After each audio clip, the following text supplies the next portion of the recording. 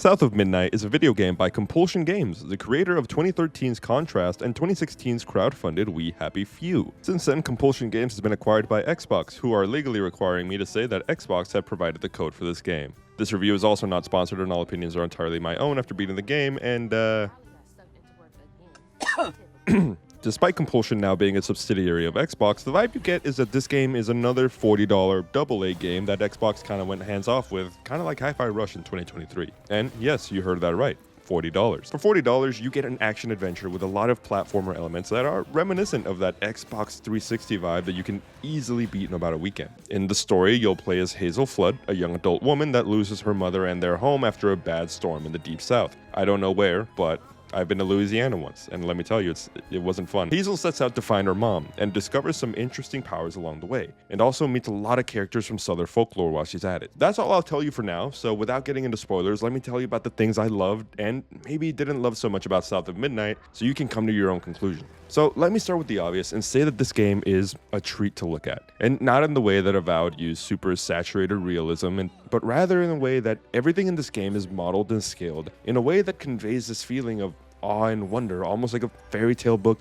popped to life. Character models are sculpted in a way that feels handcrafted, and the variety of environments all feel painstakingly decorated as well, and you'll traverse through a wide variety of them throughout this campaign. And it's all a loving homage to the Deep South and the folklore that the creators wanted to shine a spotlight on. It's all really just giving, like, Coraline mixed with Alice Madness Returns. You remember that game I'll talk about. The design choices that were made here are all ones that will keep the game feeling fresh for a long time, like the styles of Dishonored or Disco Elysium. Yeah, that's right, I'm mentioning Disco Elysium again. When this game was first revealed, everyone was quick to notice that the animation style was reminiscent of the Spider-Verse movies, where the character is animated on a slightly different frame rate than the world, but now that we have the game in front of us, there's a bit more to it than a straight imitation of Spider-Verse. Instead, the game uses a blend of stop-motion animation. Characters' eyes and mouths move less like they're drawn on, and more like they were spliced in, like every frame a separate shot. Enemies and other characters of the world as well all cycle through faster and slower animation cycles, lending more expressiveness to the movement or lack thereof.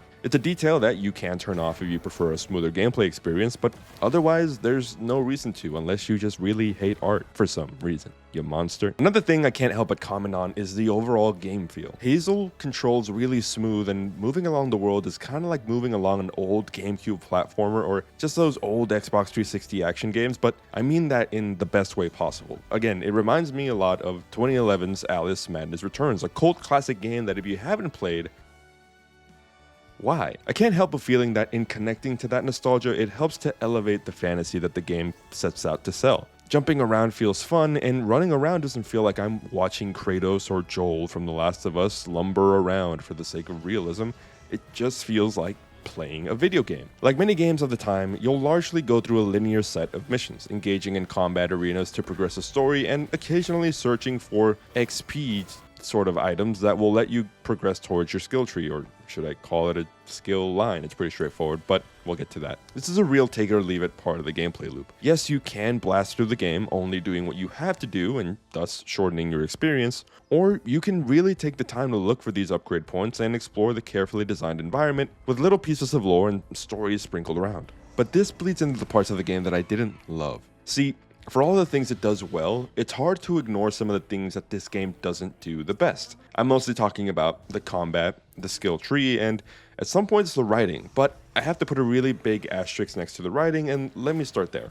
To start, the writing at times feels a bit rushed, in the sense that, obviously in the beginning of the game needs to establish characters, setting, and maybe even the conflict pretty quickly, but it didn't really give much space to breathe. One moment, Hazel is looking at a picture of her and her track team, and before we dive into that, then she's having a fun conversation with her mom, and all of a sudden they're getting into an argument, and then next thing you know, she's storming off in the middle of a hurricane. And that's kind of the vibe of the whole game. It's not a long game. I don't know about you, but a hurricane doesn't seem like the time to be mad at your mom. Is it just me? Do I love my mom too much? Let me know. Anyways, it's not a long game. It's only about 10 to 12 hours, depending on how long you're really hunting for those upgrade points. But if you happen to doze off or look at your phone in the middle of a cutscene because your best friend just told you to get on Marvel Rivals, and you miss one or two sentences, it kind of feels like you missed a good amount of story development. And to be honest, I'm kind of nitpicking there, all right? Maybe it's the TikTok brain rot in full effect and not all the game's fault because, on the flip side, you can kind of make the point that the game has a story to tell and also respects your time and ability to keep up. Again, assuming you don't have the TikTok brain rot that I do. But other than that, the main character Hazel and the rest of the supporting cast are all pretty well written. You get a clear sense of their motivations and you meet a new character every chapter to support that chapter's story, and then it's on to the next. You get the sense that these characters could have been more integral to the story, but it is mostly just about Hazel, her mom, her grandma, and that big fish that sticks around a lot of the time that you might be seeing in the trailer. But really, that's it about the writing. When it's not fast-paced, it generally plays out almost like an old Disney movie, and to be honest, I was never bored with the story, and it had some interesting twists at points, so overall, it's well written and, maybe just a little bit poorly paced at times, but it could also be that the developers were working around restrictions with the budget and blah, blah, blah, the economy in shambles, whatever. And the only other thing I didn't love was the combat.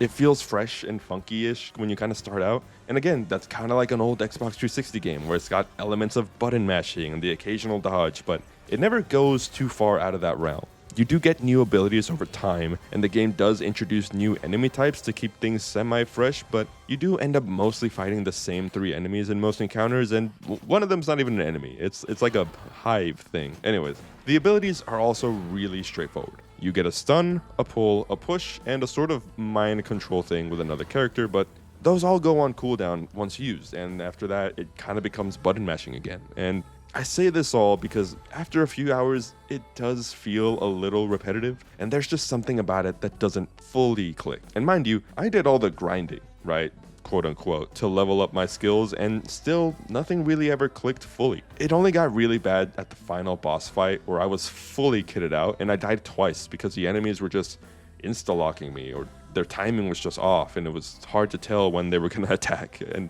they're off screen. It's a whole thing. But besides that, I never had too much trouble with the combat before then, and enemies are mostly manageable, even though they can't get the jump on you, but, it wasn't great, and it wasn't the worst, alright? It's borderline straightforward, and, if you want something deeper, well, your mileage may vary. And, I did mention the grinding thing to find XP, and that's where another good chunk of the playtime comes in. You'll be looking in buildings, across platforms, jumping around, and even in little hidden holes to find bundles of strands that basically just amount to XP. And again, the XP goes into the skill tree that's basically just a straight line. But honestly, you can skip a good amount of it and let the game feel less like a chore by doing whatever is most natural to you. And that might even help the pacing of the game as well. But overall, even though I said my gripes I have with this game, I don't think any of these things make it a bad game. In fact, I still think that South of Midnight is a good game, and this leads me to a conclusion of a pretty short review. Because look, when I first started South of Midnight, I sat there thinking, if I didn't get this game for free, would I probably buy this? And the answer was a bit of, yeah, it seems like a good game squarely up my alley. And that's when I thought the game cost $60 or even $70. But for a game that's only asking for $40, and $50, by the way, for a premium edition that came with 5 days early access, a digital art book, the soundtrack to the game, which is actually pretty good, a comic book, a music video, and a director's cut commentary track, I think this is a pretty solid recommendation. If you miss the kind of games that you can beat over a weekend with that classic Xbox 360 vibe, and you don't mind a bit of repetitive gameplay with a pretty solid story, then South of Midnight is a no-brainer, especially if you've been looking forward to the game since its announcement. And I think that the story being told and the things that this game stands for are a win in the industry, and we need more games like it. In the same week that Nintendo announces Mario Kart for $80, this game costing half of that, you know what? Hell yeah. And yeah, the game is on Xbox Game Pass as well if you want to just try it out. So go ahead, give it a shot. You could always also wait for a sale, which I don't think is entirely unreasonable if you also want a game that's more bang for your buck. But overall, I would call South of Midnight a good game with a solid story from the folks at Compulsion Games. So seriously, if you want it, check it out. Alright, that's it for me. Thanks for watching, and see you at the next game.